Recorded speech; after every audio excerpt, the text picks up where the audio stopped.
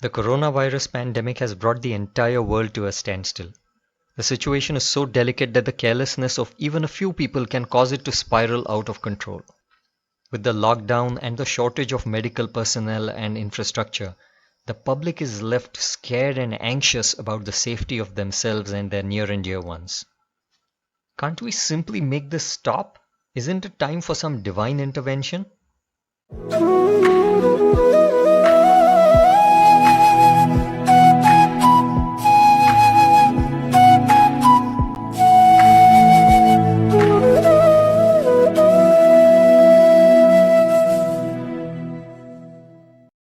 O learned and devoted servants of God! A king passed a rule in his kingdom which was to be followed by all citizens. The citizens who failed to follow the rule were to be punished. Some citizens violated the rule and were punished by the court of law present in the kingdom. Now suppose these punished violators praise the king a lot and pray to him. Will the king cancel their punishment using his supreme power? The other citizens who followed his rule were not punished, even though they never praised the king. Hence the main point here is to follow the rule of the king. Whether citizens praise the king or not is immaterial. If you replace the king with God and the kingdom with his entire world, you will be able to relate the above story to the present context. God has given the divine constitution called the Dharma Shastra to humanity through ancient sages. Every soul is expected to follow that divine constitution of God, which recommends doing certain meritorious deeds and which prohibits sinful deeds. If one does not do the meritorious deeds, one only misses some benefit like going to heaven. But if one commits sin, one faces inevitable punishment. The punishment includes being sent to hell after death and undergoing suffering there, but it also includes hell-like punishment here on earth when the sin committed is highly intense. Atyutkatai papa punyaihi ihaiva phalamashnute. The present calamity is punishment given by God to souls here on earth. Hence it is indeed the result of the intense sins done by souls in this world. Following justice, doing meritorious deeds and not committing sin is the path of Pravrtti or worldly life. Devotion to God, which includes praising God, is the path of Nivrtti or spiritual life. A soul's efforts in Nivrtti do not save the soul from the punishment of violating Pravrtti. Hence praying to God will not stop this calamity, since it is the punishment for the sins committed by souls in worldly life, called Pravrtti. Pravrtti and Nivritti are independent fields, and Nivritti never interferes with Pravrtti. Even if a soul is an atheist, but if he or she follows Pravrtti, which is worldly justice, very strictly, the soul will not face any punishment. By avoiding sin, one certainly avoids the punishment of sin. Such a person will escape the infection even in the present epidemic.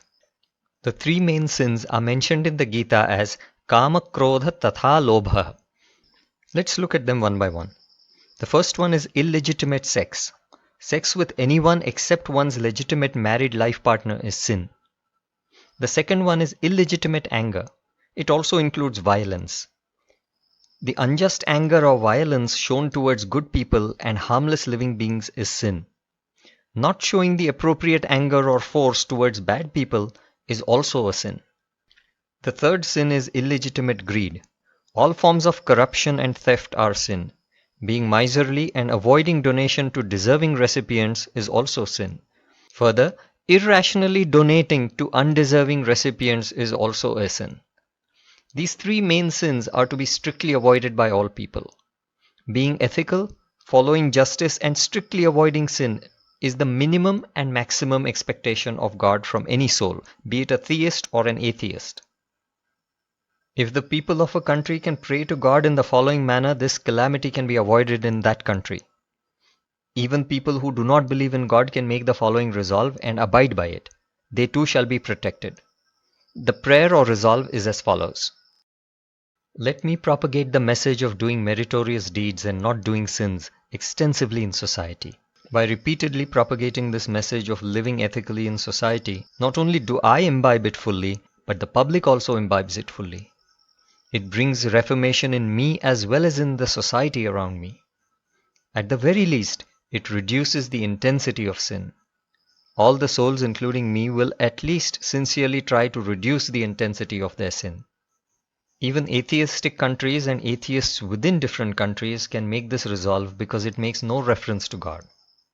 However, atheists must accept the inevitable force with which the sins of mankind get punished by nature. This mere invisible virus has brought the whole world to a halt and left even the world leaders trembling in fear. At the time of the final destruction, the final incarnation of God called Kalki, using the electric sword or Vidyut Khadga given by Lord Shiva, will destroy almost all the souls in the world with unimaginable speed. It will be 1,000,000 times faster than the spread of the present virus.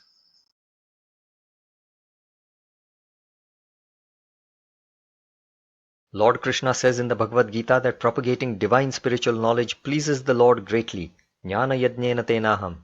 Spiritual knowledge brings about permanent harmony and peace in the world. So join us in sharing this universal divine knowledge of Lord Datta and earn the highest grace of God.